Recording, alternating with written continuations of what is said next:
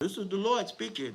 Therefore, whoever kills, he's making a decree, whoever kills Cain, vengeance shall be taken on him sevenfold. And the Lord set a mark on Cain, lest anyone finding him should kill him. So in other words, the Lord said to them, do not touch him, do not kill him.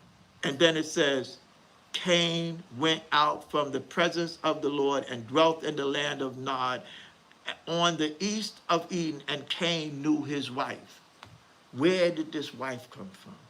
Where did the people that he was afraid of? If you're the only one on the earth now because you killed your brother and you're the only one, who are you afraid of? So yes, there was other children. I believe, according to my studies, they were sisters. They were women. Cain and Abel was not the first children. They were the first mentioned. You must remember, in ancient biblical times, and even now, it was a patriarchal society. Men was always mentioned ahead of the women. Men were held in a higher esteem than women. So therefore, the mentioning of Cain and Abel more than likely was because they were the first males and not the firstborn. So again, Cain and Abel was the first mentioned. Now, if you go back to Adam knew his wife and she bore Cain, and then it says, and then she bore Abel. There is no knowing or knew means to have sex, between the birth of Cain and Abel.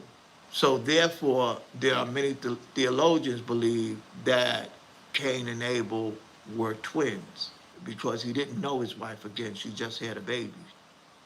Others say that it's a writing style in biblical times. I believe it could be that, but I believe they were twins. So because of the language that's used, he didn't know his wife. It says he knew his wife and she bore a child, and she named him Cain. So therefore, I believe that they were twins. Nevertheless, Cain killed Abel. And why did he kill Abel? Because iniquity set in his heart. Therefore, it began the upsurgence of Satan's generational line.